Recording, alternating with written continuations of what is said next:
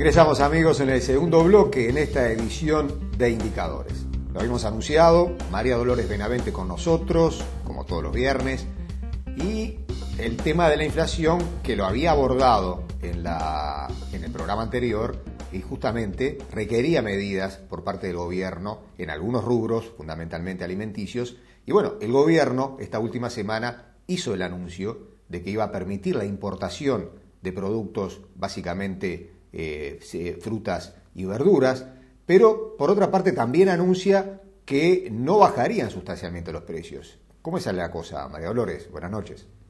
Efectivamente, el gobierno anunció la liberalización de la importación de algunos rubros de verduras, pero si eso no se acompaña con una reducción de impuestos, realmente el efecto sobre los precios va a ser mínimo. En realidad, esos rubros no solamente tenían dificultades para importarse, sino que además tienen un régimen de tributos muy pesado que a la larga se traslada al consumidor. Sin embargo, hay otros rubros, como alguna vez hemos señalado, como el aceite o harinas, o la importación de pollos, que sí directamente tendría una incidencia bien importante sobre la reducción de algunos precios de la canasta familiar. Pero por ahora los anuncios se circunscriben a estas verduras. La inflación, María Dolores, inquieta en todo el mundo. En Europa se conocen índices preocupantes, Estados Unidos, América Latina, casi toda, el precio del petróleo y los alimentos preocupa. ¿Qué lectura se le da desde aquí, desde Uruguay? Sí, en realidad en Estados Unidos hay un doble problema porque todavía está el fantasma de la recesión, entonces por un lado no quieren enfriar mucho la economía, por otro lado tampoco quieren que se dispare la inflación, o sea que lo que los analistas decimos es que difícilmente el 2009 repita el buen año que ha sido el 2008 con crecimientos de precios de las materias primas, que son las que Uruguay exporta, y con caída de la tasa de interés internacional. Pero bueno, vamos a ver qué decisiones se toman de futuro. María Dolores, pero quiero llevarte al tema que ibas a centrar un poco la participación esta noche, y es el seminario que se realizó el miércoles, organizado por distintas cámaras, con la participación del Banco Mundial y el Ministerio de Economía, con conclusiones interesantes. Sí, el miércoles pasado se llevó a cabo en los salones de la Cámara de Comercio un seminario organizado por el Ministerio de Economía, el Banco Mundial y las 4 cámaras empresariales, Asociación Rural, Cámara Mercantil, Cámara de Industrias y Cámara de Comercio.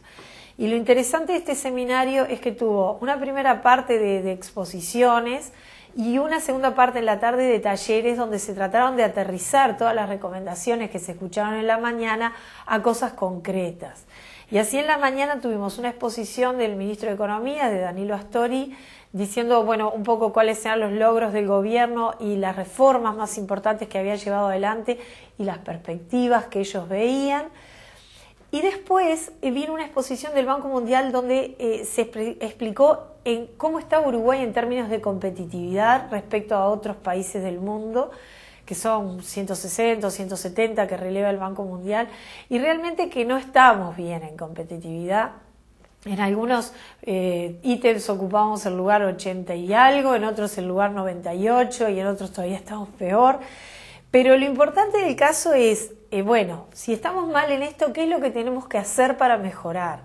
Y por eso fueron muy interesantes las conferencias que dieron los especialistas internacionales. Tuvimos un especialista de Colombia que dijo, bueno, Colombia también arrancó en niveles muy malos y sin embargo se planteó una agenda Colombia 2032 y dijo, bueno, tengo que hacer esto, esto y esto, tengo que mejorar el tema de trámites, tengo que mejorar el clima de negocios, el tema de la seguridad, bueno, un montón de temas que por suerte ellos firmaron un tratado de libre comercio con Estados Unidos, que vamos a ver si sale o no sale, pero bueno, tenía mucho que decir en temas concretos. Después vino una exposición de un especialista de la Universidad Andrés Bello de Chile, que habló de la economía del conocimiento, por qué es importante la educación para la economía en su conjunto y cómo eso ayuda a retener a los muchachos en el país y no a que tengan que emigrar.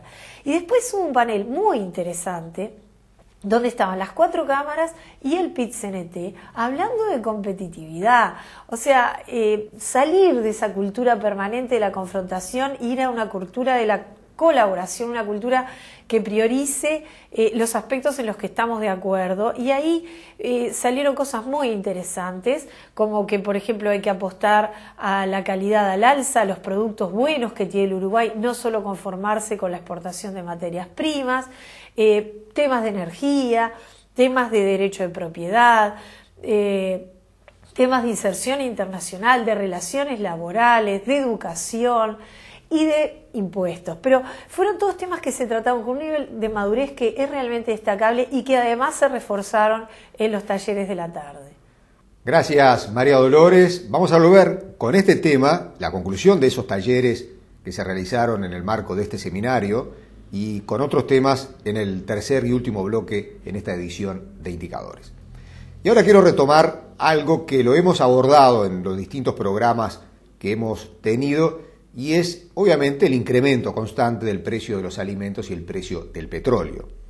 Y lo que está sucediendo con este incremento abrupto tiene distintas lecturas a nivel mundial. Y una de ellas, que también la hemos abordado aquí en Indicadores, es los fondos de inversión y también la especulación que existía y que existió en el mercado inmobiliario norteamericano y que dio lugar a esa explosión de la burbuja inmobiliaria, como se le llama, de los créditos subprime, que ya también lo hemos analizado aquí en Indicadores. Bueno, toda esa enorme cantidad de dinero se ha volcado al mercado de cereales y de commodities, lo cual también ha distorsionado totalmente los precios. Hay especulación, tanto en el mercado de petróleo como en el mercado de alimentos. Y eso es algo ya a esta altura una cosa incuestionable a nivel mundial. Para que tengan ustedes idea de cifras, según la FAO, entre marzo del 2007 y marzo del 2008, el trigo aumentó 130%, la soja 87%, el arroz 74% y el maíz 53%.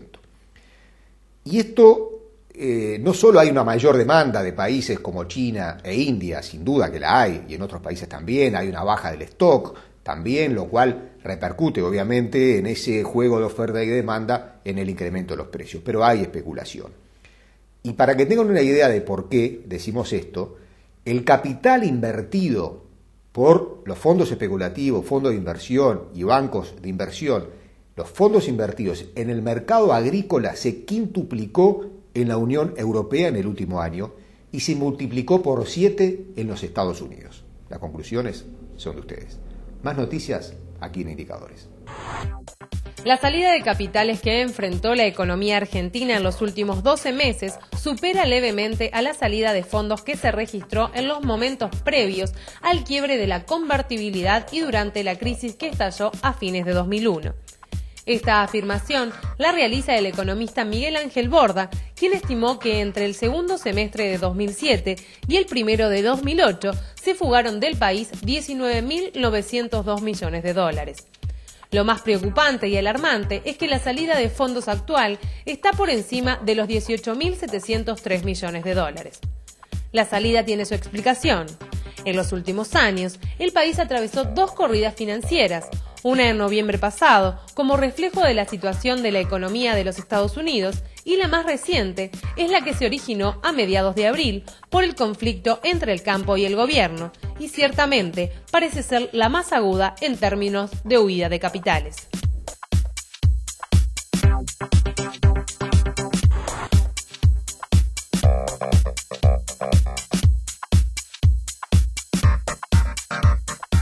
En instantes volvemos con más indicadores.